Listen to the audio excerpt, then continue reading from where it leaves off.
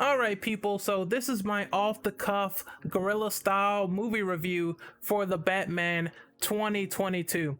I have to establish a little bit of history here because a couple of people might not be aware, but in the 5 years that this movie was created, these 5 years were not due in part to some trouble, some hurdles, and some changes along the way. First and foremost, those changes, they involved the fact that this wasn't going to be a movie based around a hard reboot, a detective story, and Rob Pattinson. It was originally going to be all about Batman fighting Deathstroke and who would win in that battle of supremacy. They already had Batman, which was Ben Affleck at the time, and then they had another actor. I think he played Flash Thompson in the Spider-Man Raimi movies. I can't recall his name. Let's just say he's Joe. Call him Joe. Anyway, Joe was supposed to be Deathstroke, and he was supposed to be at odds with the Dark Knight. Then we fast forward to some trouble with Snyder and DC, not really getting along too well. So they call off the project. They decided to keep in Matt Reeves, and Matt Reeves was the director behind the Planet of the Apes movies, which was received fairly well, the recent Planet of the Apes movies. Then he decided to cast Rob Pattinson. It was some trouble behind that because a lot of people were complaining that because Rob did Twilight, he was not an established actor to take on the role of the Dark Knight. Now, I think this is ludicrous. It makes no sense. Rob Pattinson in interviews has said and stated that he really does not like the Twilight movies, and then he went on to become a great actor, starring in movies like The Lighthouse, Tenet, where he was like really good in those films and people weren't paying attention. They weren't giving him the benefit of the doubt. Then we fast forward to the amazing casting of Rob Pattinson, Zoe Kravitz, Paul Dano, Jeffrey Wright, John Turturro. It's a lot of star power in this movie. A lot of actors you might know. Andy Serkis as Alfred, and they really give their A game in this film. You would think the way they're acting like it's their last movie, their last plate on the table. There's no bad acting in this film whatsoever, even from the small supporting cast. Like, I think Colin Farrell as fucking the Penguin, he gets a small role in this movie. He's like a small throwaway secondary villain. Also, I will say there will be spoilers, so don't get on my ass. There will be spoilers. Anyway, back to Penguin. He's a small secondary villain in this movie. Even he's really good for the small diminished role that he's given. There's no bad actors, no bad acting of the sort. Even if we cycle it back to Rob Pattinson, who plays as Batman, the titular main character, he's really fearsome, intimidating. He's trying to put the fear of God into the criminals of Gotham City. Since he's the Bat in like 80% of the movie, it works really well, and they show that Batman is not just going around punching people like a meathead. He's not a fucking jock. He's actually trying to get to the bottom of this murder. They go back to the central theme of DC Comics, which was originally named Detective Comics, and the first comic I think that featured this was actually called The Batman. So it's a nice little throwback. I think Pattinson does well with what he's given. There's a bit of contention with his Bruce Wayne, but he really knows how to play up the eyes as well. Like, the eyes, they paint the picture whenever Batman is in pain, or whenever Batman is angry, or whenever Batman is in sorrow. When he's happy, you might see those small glimmers of hope in his eyes. And I think that's really a credit to not only Pattinson, but the cinematography that was given to us by Matt Reeves and Greg Fraser. All the acting chops are just phenomenal. And it really lends credence to this movie that's like 3 hours. And another thing, speaking of like camera work and cinematography, that very thing is so brilliant in a movie that only had like a $100 million budget. This movie looks immaculate and clean visuals, CGI that sort of bleeds into the realistic setting of Gotham. Gotham looks like decrepit, dark, corrupt. Exactly what I thought this movie should be for a Batman film of 3 hours, and you're having like Riddler go all over the place and kill people. There's a scene in particular that sticks out in my head, and it's that scene where Batman has to help the civilians in Gotham, and it's all drowning and everything in the mayor's court, and he lights up a flare.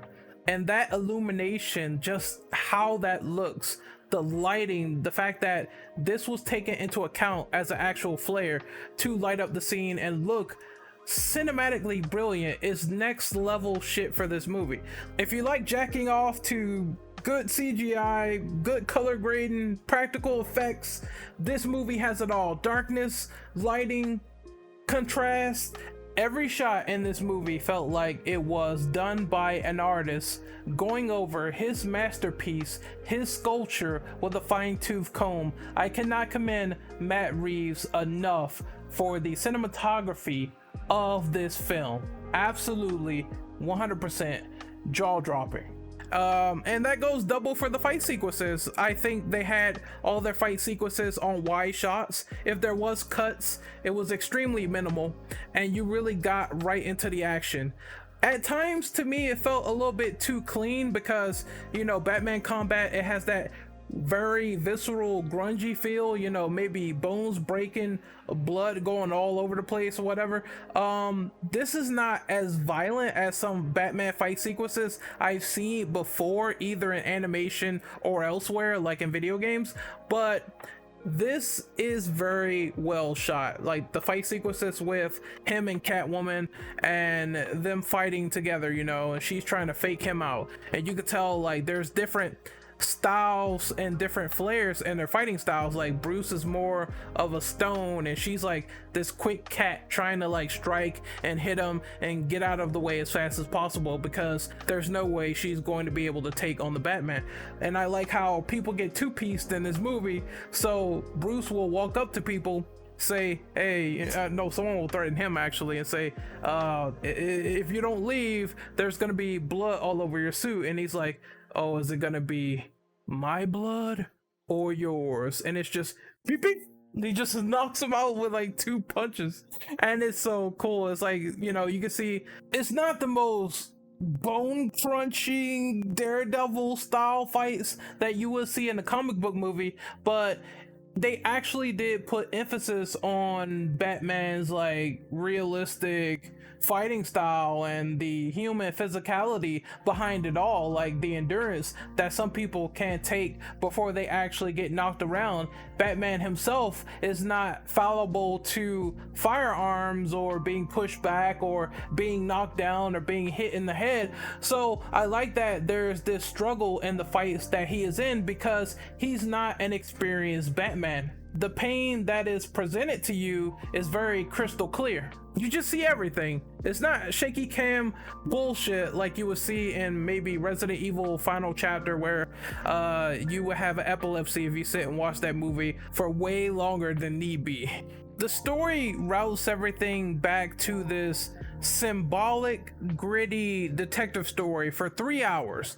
We never really got a Batman film that cycled on the hardcore crime noir detective story for 3 hours. So this film might come off a little bit different to those who grew up with Batman just beating the shit out of everyone in like a 2-hour time span. This is something unique. They take time to slowly build up Batman and the main villains over the course of the story. Now you deal with Riddler, who is obviously based more after a Zodiac killer of sorts. He's going around leaving clues for Batman. It's up to him to solve this murder mystery. Why is he leaving all these clues? And then over the course of time, you start getting acquainted with Alfred and Bruce Wayne and seeing how their relationship just sort of formulates and drags a little bit to pieces near the middle of the movie. That emotional scene in the hospital when Bruce finds out that yes,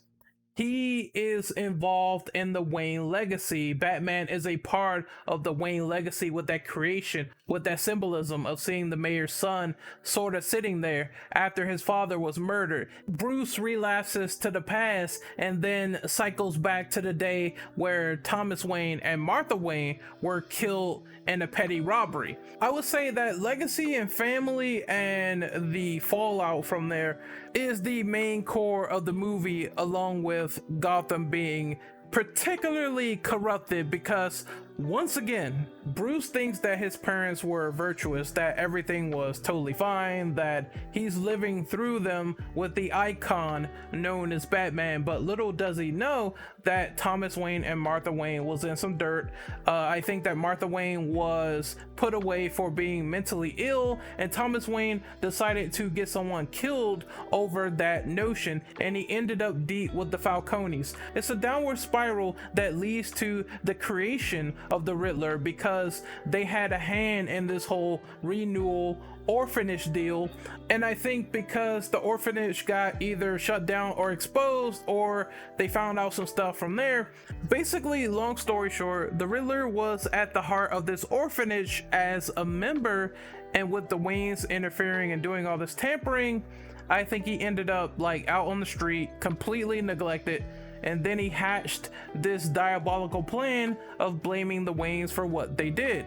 It makes sense. It's all connective tissue just building up inch by inch into something more sinister. And that sinister feeling is the feeling of trust being devalued amongst the Waynes because Bruce believed in his father all the way.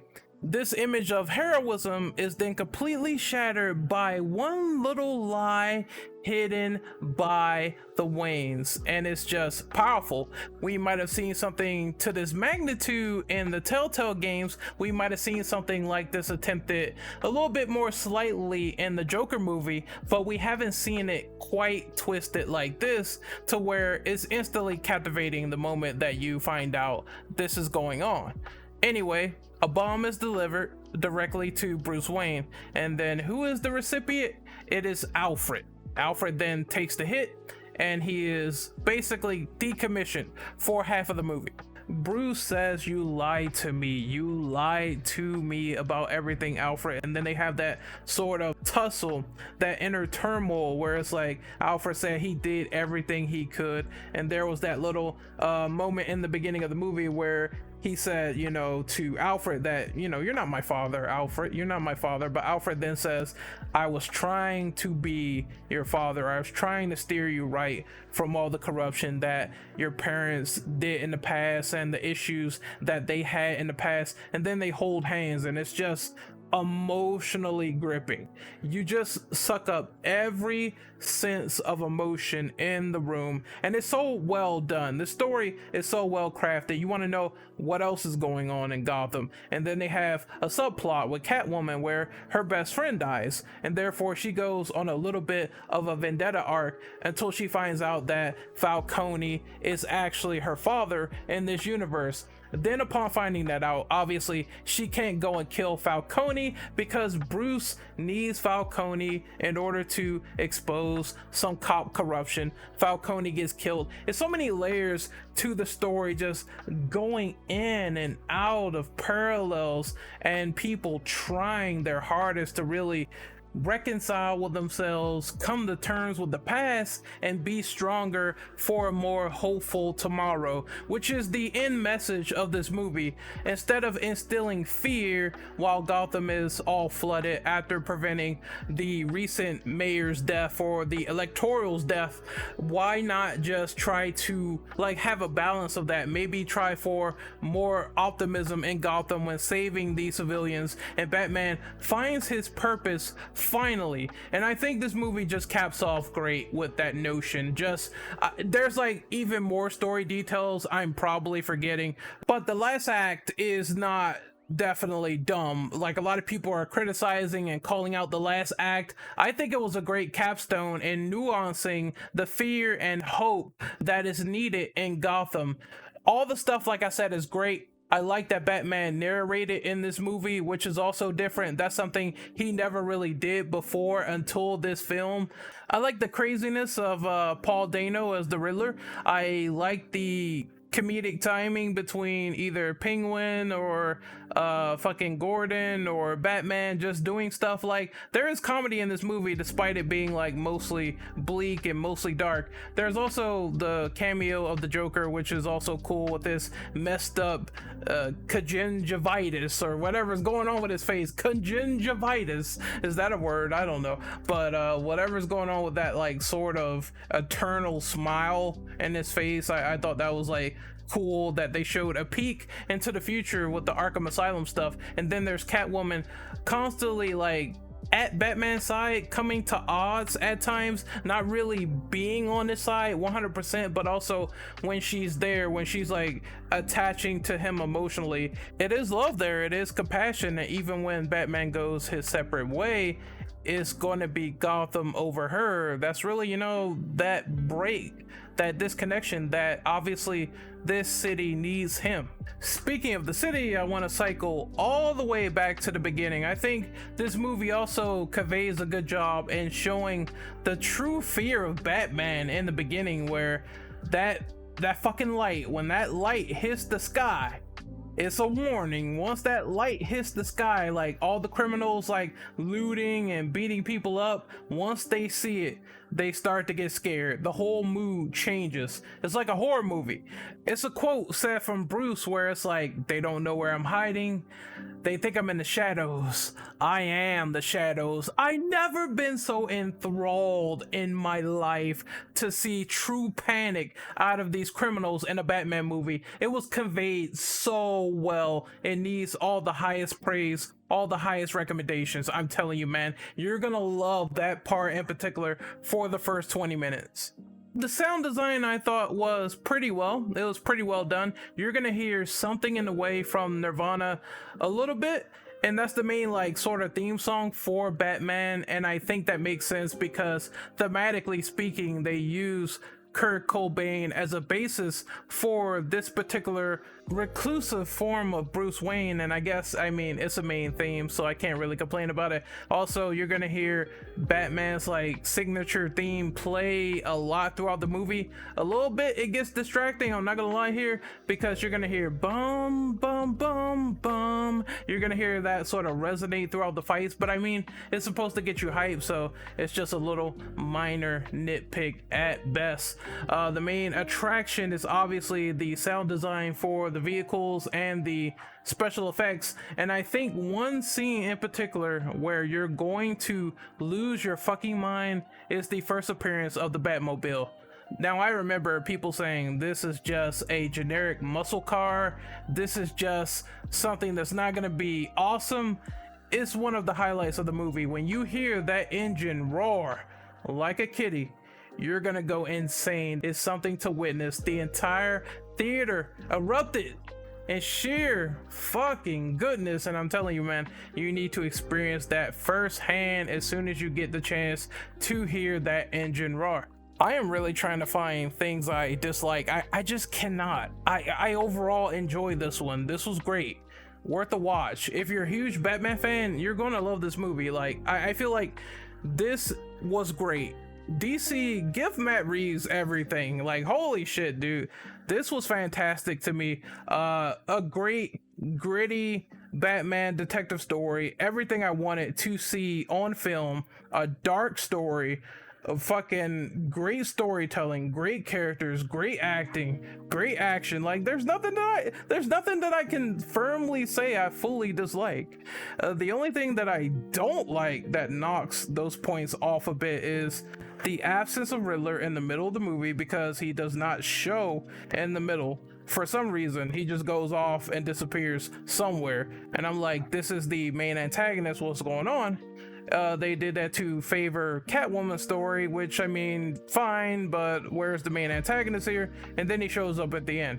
So I get that part, and I get the lack of fight scenes. Like, there's not a whole lot of action in this film, but when it happens, it's cool.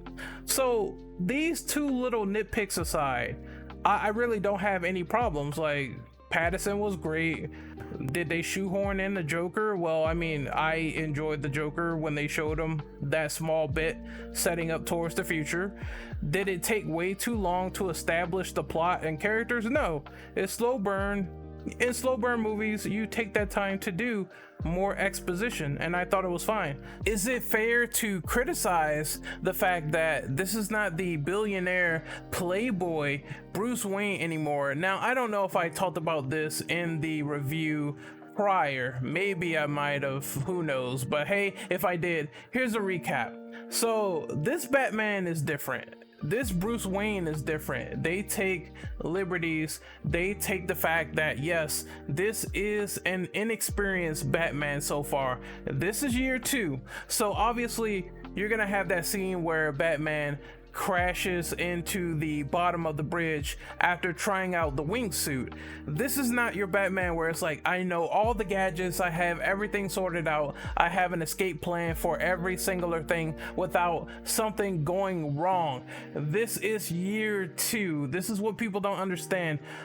He's not the billionaire playboy because he hasn't walked into that persona yet, so therefore this is not a lot of grand spectacle for Batman being experienced. If you came into this movie thinking that, you had a hard time reading all the interviews leading up to that saying that this is year 2, this stuff is going to happen. Even in the movie itself, it says, like, when Alfred is talking to Bruce Wayne and he says, you're neglecting your responsibilities as a Wayne, that right there is a clear indicator that obviously Bruce Wayne has been away from social society for a long time. Like, you got to pay attention at this point.